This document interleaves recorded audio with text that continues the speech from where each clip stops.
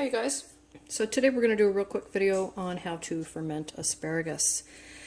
I have some asparagus here and I'm going to use a 5.5% salt brine, which means that 5.5% by weight of the water that's in here plus the products, so plus the asparagus, and I've got some garlics in there. Multiply that by 5.5% and I get how much salt I should be using.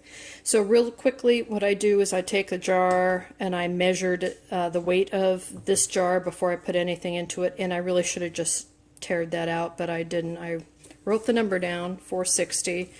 Right now it's reading 461, but it's a different jar. And don't assume that all your jars weigh the same. I've weighed several different ball jars today and Kerr jars. Like this one is 461 right now. This Kerr is 415. So they vary a lot by size, by thickness, by age, etc., and by brand, obviously. All right, so we know the jar weighs 460, and then I added in the asparagus. I put some up, some down to get as much in the jar as I could. I could fit some more in there, but I don't have any more. So I came up with a weight, actually, it says here 1320, but when I did it before it was 1321. So 1321 with the water, the garlic, and the product in it. Take out the weight of the original jar, 460, so the jar weight. So I have a total of 861. This is all in grams. And I had somebody in one of my last videos ask me, actually they were being kind of a bitch about it. They were like, why do you use grams? You're in the United States, why don't you use ounces? And the reason why is there's more than 28 grams in an ounce. And so for me to tell you that this is, 6.329 ounces, how do you weigh that, right? So I use grams because it's more exact, it's easier to measure, and it's my show. If you don't like it, then don't watch it. All right, so with the asparagus, I like to do a brine between 5 and 6%, so I'm going to go with a 5.5% brine. So I take that total in grams, 861, multiply that by 5.5%, and I come up with 47.355 of salt. So I measured that out. I obviously tared out this vessel, and that's how I got 47.355 grams of salt. So what I'm going to do now is you could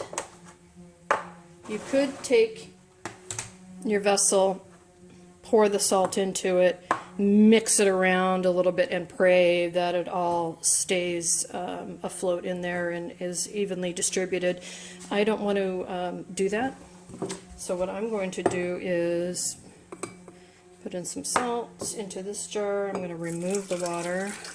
My hands, I know they don't look the cleanest, but they're clean, trust me. Trust me. I'd like to sell you a bridge. So I add in the salt, put my lid on, give it a shaky shake. These lids never stay tight enough. Have you noticed that? These plastic ones, there's always a little dribble. I mean, I guess I could tighten that up a little bit. Anyway, all right, that easy. All right, so now we're going to pour this back in here. This is the magic, baby. So what do I have in here for flavorings? All I have is water, and this is well water. If you have tap water and that's all you have at home, it's perfectly fine. Take this container, fill it with water, leave it out overnight. The chlorine will evaporate. Yeast that causes the fermentation. What causes the fermentation is yeast and bacteria, and you need to allow that to get into the fluid, and if it has chlorine in it, the yeast and the bacterium will not get into the jars easily because chlorine's meant to kill that stuff, right? And that means that you're not going to have a successful ferment. So if you've been trying to ferment and you can't figure out why it keeps failing and failing and failing, it's usually due to contamination, sticky fingers. People are putting their fingers in there to taste it or to check it or whatever. Or it's the chlorine. I mean, like if you get no action at all, it's usually due to chlorine. If you get mold, it's usually due to people's fingers. All right, so what do I need to do now? I need to keep the asparagus below the water line, and that's so it doesn't mold. Also, I got some of these hot peppers I dried in my solar dryer a few years ago, actually. And I'm going to pop those in there. I didn't weigh these. Probably should have, but I didn't. So life is hard. Live with it. All right, I put the oak leaves on top because they're going to help by releasing some of their tannins. It's going to help keep this crisp. You can use bay leaf. You can use grape leaf. There's probably some other things you can use too, but I have oak trees growing in my yard. I have asparagus growing in my yard. I have hot peppers growing in my yard, and I have garlic growing in my yard, and that's why I'm using it. Okay, so now let's talk about keeping this underwater. I like to use another jar. I think that's just the easiest way to do it. And if I had something that was squishable, like I fermented this sauerkraut and then I canned it. If I had something squishable, I would shove this jar into there, but I don't want to break these beautiful asparagus, so I've got the water levels right up to here. Now, if you're thinking about using one of these fermentation lids, you know, that works. You just need to figure out a way to weight this down. And you could, let's talk about that. So what else could you use? You could get another container, just something small, you know, and put that in there. You could even go into your yard and get some river rock. I would suggest river rock instead of lava rock because the lava rock has so many holes in it. It would be hard to, I think, to get it entirely clean. But I would scrub these really well and literally just put the rocks in there. So don't worry about the weight. You've got something in your house that will work. So I'm just going to use that. Now, how long, right? So it depends on the weather, how hot it is. It's going to take a few days. I'm going to link another video I did, which is very similar to this video, and we'll see how many, I'll remind myself down here how many days it took, but you just have to let this sit out and bubble away. So because this is literally going to start bubbling, those gases are going to build up in here. It's going to release really easily because I just have this container on the top, right? I don't have a lid on the top. I don't have one of these on the top. I don't have one of these on the top. So it will overflow. So put it into a container. And I'm going to leave it out so I can see it. And that way I know to check it and to taste it every once in a while. And you can just use a regular lid. If you can get everything to stay under the water, you can put a top like this on and just put the ring on. If I could get it to fit, that would be awesome. And just keep the ring loose, and that way this lid in here will move up and down when the gas needs to be released. You don't have to come over and burp it. Or of course you can use one of these fermenters. If you can keep everything under the water level, and it just goes on with the ring, and it has like a one-way valve, which is pretty slick. For beginning fermenters, this is pretty nice, but like I said, you can just use a lid and a ring.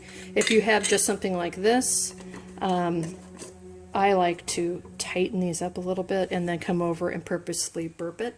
The reason I like that is that if you have a tight-fitting seal and almost no air in there, you can get your product, your ferment, to be more effervescent. Have you ever bit into like a good kosher dill pickle and it's almost fizzy, like champagne, sparkling wine?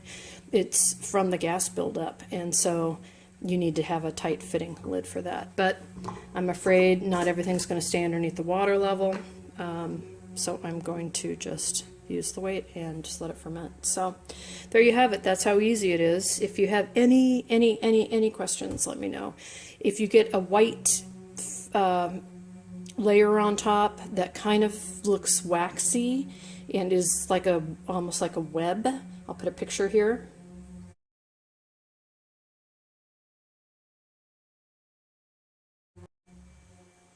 That is most likely CAM yeast. I think it's spelled or said CAM, K-H-A-M yeast, and that's a byproduct of fermentation. It happens.